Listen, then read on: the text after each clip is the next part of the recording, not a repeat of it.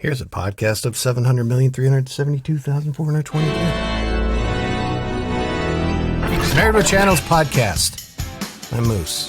And I'm Jody. This is the rare podcast where I'm not going headphones. Ooh, look at you. It's too hot.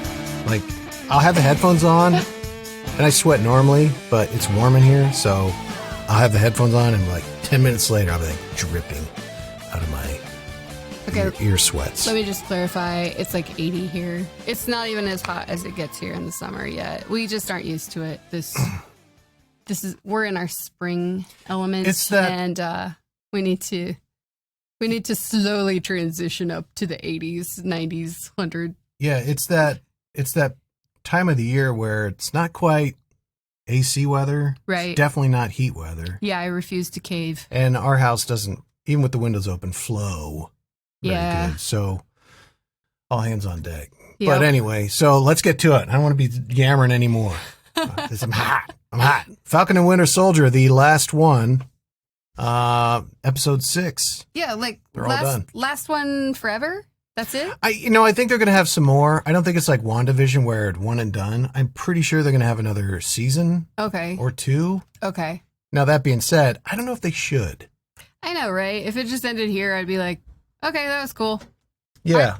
And honestly, like, I don't know if it did enough for me to drag me in to wait. Because, when shows drop, then you got to wait like a year at least for the next season. Yeah. So, I don't know. I don't know if it'll draw me back in enough. It's just, if I could just kind of 30,000 foot view of the show. Yeah. It's just okay. Yeah. There was nothing about it that was super cool or different. There's a lot of holes to poke through it. Yeah. It's like, if this if this show was made for, we'll say, $200,000 an episode, this would be a laughing stock. Yeah. But because it was a very expensive show, don't ask me what the numbers are. I just know it's got to be up there because it's Disney and it's a Marvel, cinematic franchise. universe. Yeah. Yeah. But it just kind of sat there for me. It was fine. Yeah, even the action was just okay. I don't know. There was a couple good action set pieces, but being it's a Marvel universe thing, I would think they'd have more. And let's get into the last episode specifically. Sure. Yep. Were you kind of laughing a little bit when you saw the new Captain America costume? I thought no, but I didn't like it. Right. I didn't like it. It wasn't what I was expecting, I guess. I don't really know what I was expecting, but it was a little bit. I just didn't like it. I don't know. Yeah. Yeah. That aside, I got used to it. It grew on me. That was fine. That's not even like the biggest issue I have. Again, it comes back to the motivation of the Flag Smashers. Yeah. Why are you doing this? What are you trying to do? Are you trying to kill these people? Are you trying to kidnap them? Yeah. I'm confused. Yep. You're murdering, but you're not really super, and I don't need them to be cackling and evil. Yeah, but it just, a lot of stuff didn't fit in place for this show. Sure. And that was exemplified by, again, the last episode of The Falcon and the Winter Soldier. Sure. But and then there's some of the stuff, like, I like shows, movies that have a message, but I like it when they do it in a way that's not in your face, not preachy. This was a speech at the end, and that's like a sermon almost. Yeah, and looking back, I wish I'd pulled that audio. Yeah. We're gonna have audio here in a second for the first time ever, but cool. I should have pulled that audio, but I don't have 5 minutes. That was like 5 minutes long. Yeah. And he's like preaching to the senator of the GRC about how you need to, don't call them terrorists and blah blah blah. 5 minutes later. Let me get down from this soapbox. Yeah. Okay, that's fine, but I think there's a way to do that in the narrative or in the action. Let me be clear. I liked the message he delivered, but it was just kind of like, I'm going to stand here and talk for 5 minutes, give a speech, on everything that you are wrong about. And a good subtle way to hide that is like, he's carrying that senator through the air. They're dodging, weaving bullets or whatever. Yeah. And maybe if you didn't call them terrorists, that's probably not, I mean. Look at you rewriting the show in your brain. I just think there's a way to do it. He's literally standing there. All that's missing is the literal soapbox. Sure. And that was a little off-putting. And I like you. I agree with the message. I agree with everything they've said in this show. Yeah. And I go back a couple episodes when they met Isaiah Bradley and they came out and the cops bothered him. Yes. That was a little bit political. Yeah. And you know what? The cops don't know that that's the friggin' Falcon. I mean, come on. Yeah. But so just kind of, laziness going on there, writing wise. Huh. Somebody had a message they wanted to get across. And again, that's fine. Sure. But they didn't do it in the right way. Sure. I will give you that. Yeah. It was just kind of a weird, disjointed part of the episode. I don't know. Like, it just didn't flow very well at the end. Like, trying to wrap things up, put a bow on it, Yeah. So. But, I'll give this last episode credit. It had a crap ton of action. That's cool. Sure. It just wasn't that cool for me, though. The action itself, even. I don't know. I mean. Yeah, I don't know. Towards the end with the armored trucks, that was kind of cool, but. You know what I think we needed is I think we needed more of the Winter Soldier, Bucky. Yeah. Smashing things, doing stuff. Like, he's got super serum and he's got that vibranium arm. Yeah. We didn't see him really use it a lot. He used it. Yeah. But we didn't see him like, look, this isn't Shakespeare. We're not doing Chaucer here. Sure. Why not? You got to have like some wham bam kicking ass man. I want to see the toys, Yeah. This is a Marvel movie. I want to see the toys. Sure. But yeah, he was like riding around on his motorcycle forever. Yeah. Like, okay. Yeah. But and the what else what comes to mind on that? John Walker shows back up. Yep. Last episode in the end credits scene, he's welding a shield together, and that worked out really well, as we'll hear in this audio clip. This is him walking up on Carly in the midst of an action. This is when he makes his first appearance in the last episode. Morgan Thaw!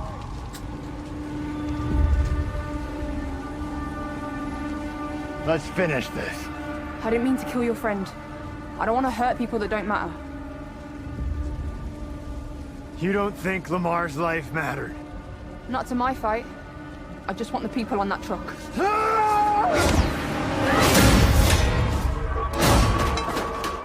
That last sound is the shield he made just like fall into the ground all crumpled. And like, why even bother making that shield? It's sad face. All symbolic. But yeah, he tried. He tried. But also with the show, like it ended with him and kind of Bucky and Sam kind of buddy. Yeah, like they actually end up working together. Yeah, which is interesting. It's like, do you want John Walker to be kind of an ass? Or do you want him to be one of the good guys? I'm not sure yet. They didn't really know what they wanted to do with that. Yeah. That character. I don't know. Now he's just kind of an extra dude who's there, who shows up at the right moment at the right time to lend a helping hand. You know? I don't know. And Julie Louis-Dreyfus is there for some reason. Yep. Yeah. Also, I still don't understand who Agent Carter really is, and maybe I need to dive into that a little bit more. But she is the granddaughter of Agent Carter from. Okay.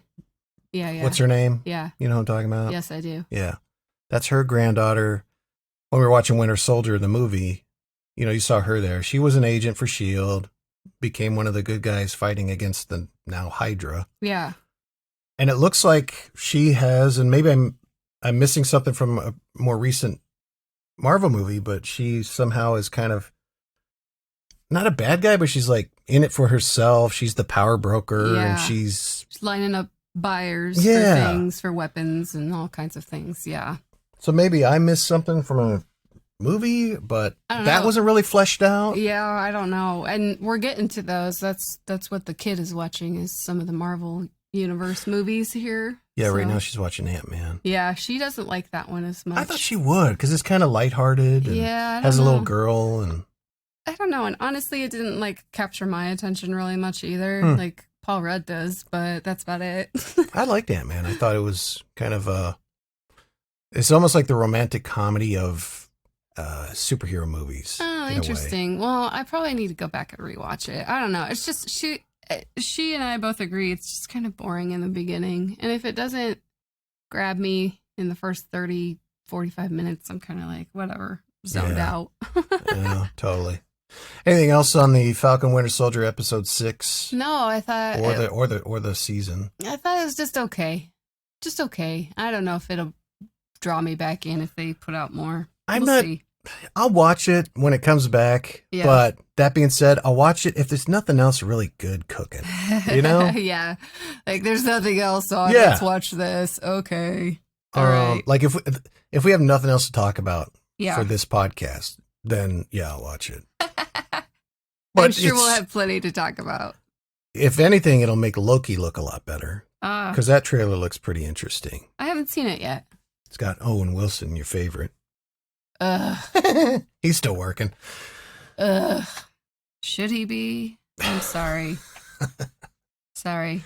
Don't say that about Owen Wilson. I do not care for him at all. Or his acting. I know I'll you just don't. put that out there. Oh, we got a mattress. Yay! Well, we ordered a mattress. It's on its way, and we did it with Honey. Yeah. Of course. Just doing the research, shopping on a new mattress, and all signs pointed us towards a mattress at one of the 30,000 online stores that Honey supports. How much did we save? Tell them. $150. Yeah. Yeah, saved $150. And you know what? This might sound bad, but I kind of forgot when I was buying the mattress. Yeah. That's like why Honey's cool, because it automatically pops up. It popped up. I was like, oh, yeah. Yeah, let's see if we got any discounts there. Sweet. Yeah. And all because of a free plugin called Honey. You just add it to your browser, go about your shopping business. When you add something to your cart, Honey will automatically, like I said, pop up with some promo code suggestions, and boom, savings. It runs through all the ones that, sees what's going to work. This is so great because right now I have a serious online shopping problem. Seriously. Well, we're rich with this podcast. No, we're stuck at home in a pandemic. So I have an online shopping problem right now. Damn you, Bezos. Join the over 17 million people who are saving like $2 billion. And help us in the process. Yeah, if you go to joinhoney.com/married and download it for free, you will absolutely help us out, because that'll look good to the honey folk. They'll say, oh, they're actually moving the needle here a little bit. Oh, they get people to sign up. Sign up now. Go to the joinhoney.com/married. That's joinhoney.com/married. Moving on to Nobody. This is the movie of Bob Odenkirk kicking ass. Let me read that again. That doesn't sound right. Right? Yeah, Bob Odenkirk kicks ass. Kicks ass. Who saw that coming? I remember watching him on Mr. Show with Bob and David on HBO with David Cross. It was like a little out there, obtuse sketch comedy show. I did not see that, but I'll take your word for it. But, we all know him as Better Call Saul. Absolutely. And he's in this movie called Nobody, where it's like John Wick, but with an accountant. Yeah, I think that's fair? Yeah, kind of. I mean, it's almost even kind of the same plot, where John Wick exacts vengeance because they killed the dog his wife left him. Mm-hmm. Bob Odenkirk's character, Hutch. Mm-hmm. Hutch Mansell. Mansell. Mr. Mansell. Sounds like a deodorant. It's Mansell. Mansell. Yeah. So he exacts revenge when these people break into his house, and apparently they stole his daughter's butterfly kitty cat necklace. Yeah. Yeah, you don't steal a daughter's kitty cat necklace. No. Let me tell you. So he goes on a mission to kick ass. What I like about this is it's not that he's this superhero, impenetrable, infallible Superman. No. He's a regular guy. He gets his ass kicked quite a bit. Hurt. Yeah. He gets shot. I mean, that bus, the movie alone for the bus scene, I think, is worth it. That was totally cool. Yeah, because that had so much going for it. It had your hero kicking ass, but he was also taking a couple shots himself. And then you have at the end, he's not completely cold-blooded. Like the one guy's choking, he broke his larynx. He gave him he did the medical procedure for gave him the trach. Yeah, a tracheotomy. Yeah, so, that bus scene alone was worth the price of admission. Yeah, that was crazy. I did have a question about that, though. Like, why would those guys just keep coming back just to get kicked more, beat up more, hurt more? Like, and violently so. Like, he got more and more violent. I think as the assaults went on.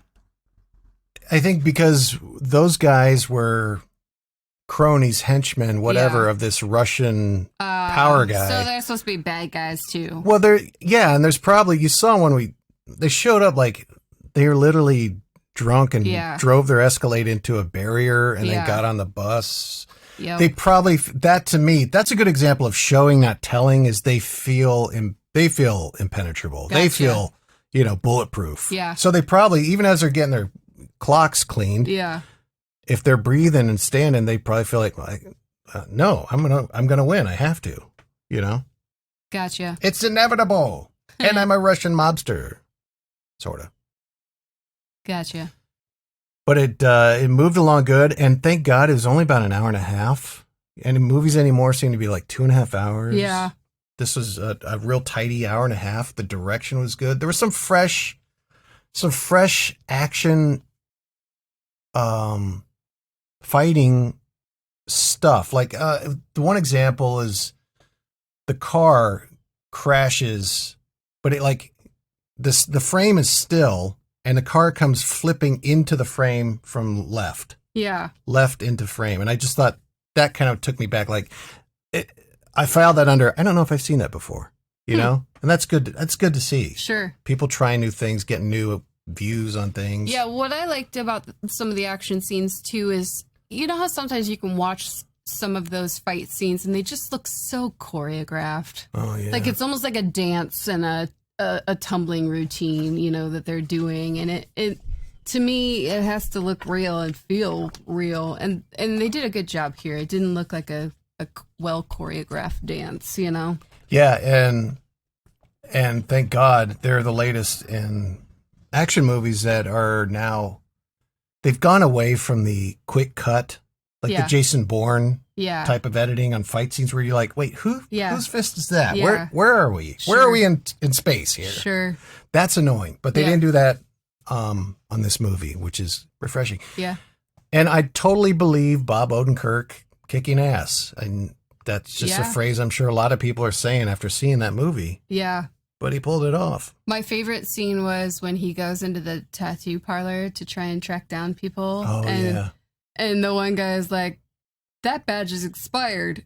And then he sees some sort of tattoo on him. And then he goes and locks all the locks. You hear all the locks locking, like 20 locks. But before that, he immediately changes to his thank you for your service. Yeah. Sir. Yeah. He was out of there. Yeah. Like, oh, I'm getting out of here. This is going to get bad. Yeah. He's bad news. Had some moments of levity. Yeah. But by and large, good seeing Christopher Lloyd. Yeah. Good seeing Michael Ironside. Yeah. Though his role is real small. Michael Ironside went through some health stuff recently. So I've always liked him. He's always a good, sturdy, reliable guy. Gotcha. But, yeah. The only thing I was a little kind of eye-rolly is the third act. Yeah. Like the whole Home Alone trap set at the factory. Yeah. Was a little contrived, a little cartoony for me. Yeah. Like if he'd set up one or two of those, but it seemed like it was a goddamn obstacle course. Mouse maze. Of lethal traps. And okay. I think in reality, you set up 7 of those and maybe 2 of them go off. Sure. But what are you going to do? Yep. It's a popcorn movie. I'm not going to complain about it too much. Well, I liked though that even though that was kind of cartoony, cheesy, they were unique. Mm-hmm. They were different. I've never seen that in a movie before. Yeah, really. Exactly. So, much like the car thing I mentioned. Some of those booby traps were unique and different, and I appreciate that for sure. Yep. Can we talk about the marriage stuff with Bob Odenkirk and Connie Nielsen? Yeah. What's up with the big pillow between them? I don't know. It's like a divider. I don't want to hear you snore. But I don't want to look at you. I don't want to feel your breath on me or something. I don't know. Yeah. It just seems so that just leave me alone, stay away from me. And it has to be because there's nothing functional about that. Right. You're going to hear the snore. Yeah. If they got bad breath, you're going to smell it, I'm sure. Yeah. You're going to feel them moving. Yeah. Unless it's purely symbolic or they literally don't want to see them. Well, and I couldn't quite get a read on her. Did she know about his life? Agreed. You know, because, like, at one point, there's a scene where he's like, just like old times. But yet there's other scenes where it's like, I don't think she knows, like, who he really is. I don't know. When he came back, let's see, he got into something. He got a couple punches. Yeah. Anyway, he came back. Maybe it was after the bus fight. He came back and Connie Nielsen was up. I can't remember her Yes, it was name. after the bus fight. He came back and she didn't seem overly like, what the hell? Right. Like, it was this like, is a normal day for them. Yeah. For like him to come home all bloody and beat up and yeah. Yeah. And she just goes to the hall closet, gets the first aid kit and patches him up. And then she does the glue. Yes. Suture. The super glue. Yeah. And that kind of, not that that's like a thing only nurses and people in the field know. Yeah. A lot of people know that, but yeah. That plus that equal, she probably knows he's from a former life. Yeah, I don't know. I couldn't quite get a read on that for sure. Maybe I need to go back and watch it again for that dynamic. I was kind of the whole time trying to figure out, like, oh, who is he? What did he do in a former life? You know, that I wasn't really focused on some of the other characters. And explain to me, Lucy, why, what did the couple that broke into their house have to do with the Russian guy? I didn't catch that connection. Yeah, I didn't really either. Other than they must have been part of his crew. They had a certain tattoo. Okay. That's how he identified them. And then, you know, worked his way up the company ladder of bad guys, I guess. Yeah. I don't know. I'm still missing some pieces as far as that. Also, he got to their apartment. Yeah. Got the necklace. Yeah. And that should have been the watch. It was the watch. He didn't get they didn't have the kitty cat necklace. Oh, so where was the kitty cat? It necklace? was at his radio the whole time. Did you miss that part? The radio. Like his radio that he talked to. Yeah. The one guy Rizza. on. Yeah. Yeah. Yeah. It was near that. So it wasn't, they didn't ever really take it. It was just kind of misplaced. Oh, I missed guess. that. Yeah, I think so. I don't know. So how did he go from? I need to watch it again, I feel like. Yeah, maybe so. How did he go from the couple to the Russian guy? Unless. Yeah, I don't know. I missed that too. All right. Yep. We'll watch it again, maybe, huh? Yeah. If you can comment, please do. Yeah. Or read the maybe comments. We'll find it on the interwebs. Yeah. But it's a good movie. It was. I enjoyed it. I will say though, you had kind of a bone to pick with the song that they played when they peeled out in the Challenger. Oh, Heartbreaker. Yeah. Yeah, I don't know. Nobody like peels out the Heartbreaker. I know, right? Like, And okay, they're trying new things, different things. Sure. Fine. It's not like a huge thing. Maybe it's I didn't throw up my hands and go, I'm out of here. Maybe it's kind of a funny ha ha ha. Maybe. I don't know. It's just enough to be like, that could be a joke. But also it's a rocking song. Also, you probably wouldn't want one of those cliche ones that they typically would do or something, you know. And also maybe the licensing was cheaper in this one. I don't know. But yeah, it was interesting song choice there for a. But Nobody with Bob Odenkirk, go stream it. Yeah. It's a good hour and a half. There are worse ways to spend your time, especially if you have a John Wick fix. Absolutely. Go check it out. And Falcon and Winter Soldier, it's there. People with 10 fingers are in it. Okay.